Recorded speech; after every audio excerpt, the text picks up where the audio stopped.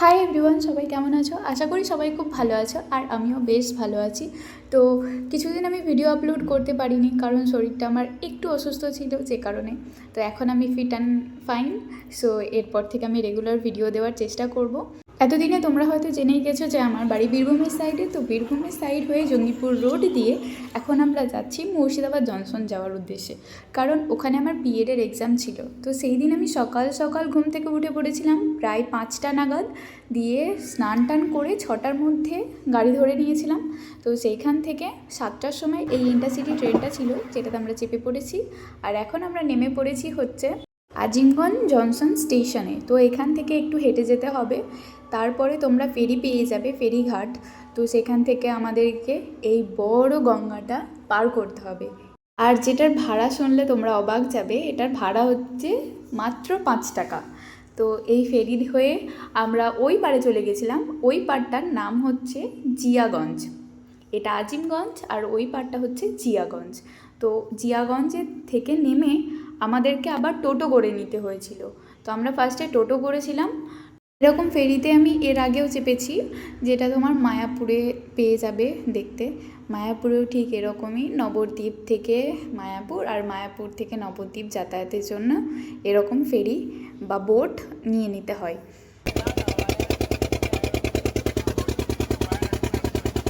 এরপর আমরা চলে এসেছি টোটো করে নসিপুরের ঐতিহাসিক রাজবাড়ি দেখবার জন্য।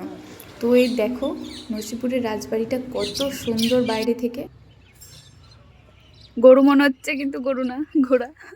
তো এই রাজবাড়িতে এন্ট্রান্সের জন্য আমাদেরকে 30 টাকা করে পার হেড দিতে হয়েছিল। তো এটা ছিল এন্ট্রান্সে ঢুকেই এইখানে হনুমানজির একটা মন্দির দেখলাম। আর এটা হচ্ছে মন্দিরের দালান।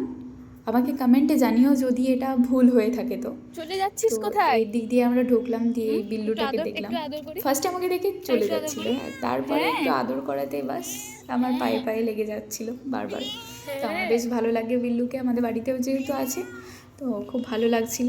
তো কারা কারা আমার মতন আছো বিল্লু লাভার, আমাকে কমেন্টে জানিও। রাজবাড়িতে ঢুকেই তোমাদের কাছে অনেক গাইড আসতে পারে, বলবে যে 50 টাকা দেবে, আমি তোমাদেরকে সব ইনস্ট্রাকশন দেবো, কোথায় কী ছিল পুরনো যুগে, কীরকম কী ইনস্ট্রাকশন দেওয়ার জন্য ওরা থাকবে। তো 50 টাকা করে নেবে। আমরা কিন্তু গাইড নিইনি, আমরা নিচেটাই ঘুরে ঘুরে দেখছিলাম। এটা হচ্ছে ওই মন্দির চত্বরটা। এখানে ঢোকার সময় তোমাদেরকে জুতো খুলেই ঢুকতে হবে। তো দেখো কত, আর এই পায়রাগুলোকে দেখো, যেন মনে হচ্ছে ওদের জন্যই এই জায়গাগুলো করা রয়েছে। এক একটা ফটো ক্যামের ওপরে এক একটা পায়রা বসে রয়েছে, দেখতে বেশ ফানি লাগলো। যেহেতু আমরা খুব সকাল সকাল পৌঁছে গেছিলাম, ওই 9:30 মতো, তো কেউ ছিল না এখানে, আমরা একাই ঘুরে ঘুরে দেখছিলাম, কোনো গাইডও নিইনি, সব নিজেরাই নিজের মতো করে দেখছিলাম, বলছিলাম। এটা হচ্ছে যমরাজ। হ্যাঁ, এখানে সব একটা একটা করে ঠাকুর রয়েছে। বিষ্ণুর যতগুলো রূপ ছিল একটার পর একটা, সেগুলো এখানে দেখানো হয়েছে। তো আমি এখানে সবগুলো দেখালাম না। তোমরা যদি আসো তাহলে সকাল সকাল আসবে, কারণ এখানে না সকাল সকাল আসলে ভালোভাবে ঘুরে দেখতে পারবে। আমরা তো ভীষণ মজা করেছি, ভালোভাবে ঘুরে ঘুরে দেখেছি সব কিছু, ফাঁকায় ফাঁকায় বেশ ভালো লেগেছে। আর আমি জানি না এটা হচ্ছে খাজনার ঘর, এখানে বাথটাবটা কী করছে। এরপর আমি যখন সিঁড়ি দিয়ে উঠছিলাম, একজন আমাকে বললো যে ক্যামেরা অ্যালাউ নেই। তারপর আমরা ক্যামেরা কিছু করিনি, ভেতরে ওই সেরকম কিছু ছিল না, রাজার সিংহাসন, জামা কাপড়, অস্ত্র, আরও অনেক কিছু এরকম ছোটো মোটো জিনিসগুলো ছিল, যেটা দেখে তোমাদের আইডিয়া হবে যে আগেকার যুগে কীরকম কী থাকতো রাজাদের রুমে। তো এইটুকুই ছিল। আর রাজার বাড়িতে কী এরকম দেখবে, এই সবই থাকবে। তো এরপরে আমরা বাইরেটা দেখছিলাম। বাইরেটা তো ভীষণ সুন্দর, গাছপালা দিয়ে পুরো মোড়া, আর এই ফুল গাছটা আরও সৌন্দর্য বাড়িয়ে তুলেছে। আমি এই কুয়োটা দেখছিলাম যে পরিষ্কার আছে নাকি এটাকে বন্ধ করে দেওয়া হয়েছে। তো দেখলাম যে অনেক নোংরা হয়ে রয়েছে, জল আছে। এই বাইরের বাগানটা দেখে নেওয়ার পরে খুব ফটোজ ভিডিওস তুলেছি আমরা।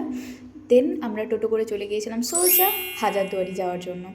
তো এন্ট্রান্স করবার জন্য আমাদেরকে 20 টাকা করে টিকিট কাটতে হয়েছিল। আর যত বেলা বাড়ছে তত ভীষণ রোদ করছে, তো সেই জন্য আমরা একটা ছাতা নিয়ে নিয়েছিলাম, দিয়ে ছাতা নিয়ে এই দিকগুলো ঘুরে ঘুরে দেখছিলাম। আমার যেহেতু সানলাইটে অ্যালার্জি আছে, তো যে কারণে আরও বেশি গা জ্বালা করছিল।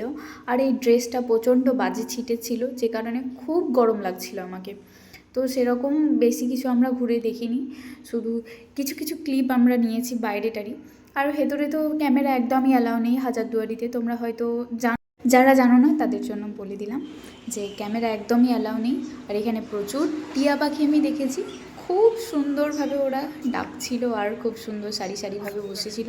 কিছু কিছু আমি ক্যামেরাবন্দি করতে পেরেছি, সেগুলোই তোমাদেরকে দেখিয়ে নিচ্ছি।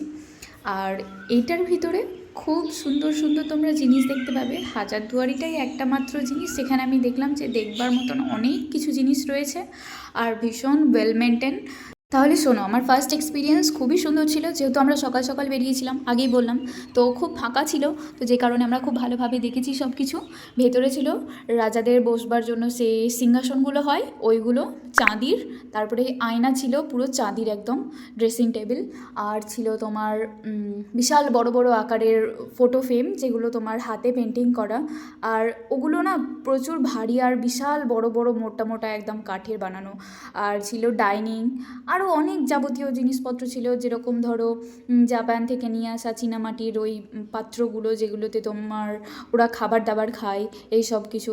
আরও অনেক সুন্দর সুন্দর ছোটো ছোটো জিনিসগুলো ছিল যেগুলো আমরা দেখলাম। তারপরে দেখেছিলাম অনেক রকমের তরোয়াল, ছোট থেকে বড়, তারপরে বন্দুক ছিল বিশাল ছোট থেকে একদম বড়।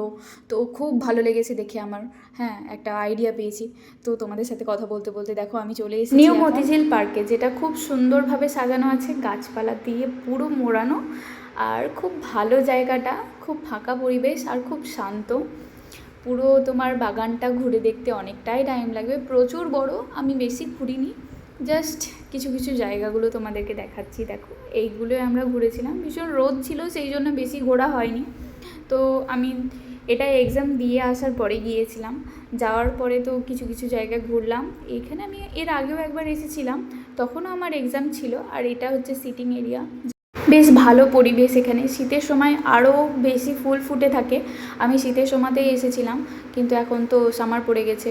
আর এটা আমার যখন এক্সাম দিয়ে বাড়ি ফিরছিলাম, বাড়ি বলছি কেন, মানে ট্রেন ধরবার জন্য আসছিলাম, তখনই খুব সুন্দর এই মন্দিরটা দেখলাম। কি মন্দির সেটা আমি জানি না, তবে 4টের সময় আমি আবার ট্রেনে চাপলাম। ট্রেনের থেকে এখন আমরা কোথায় যাচ্ছি বলো তো?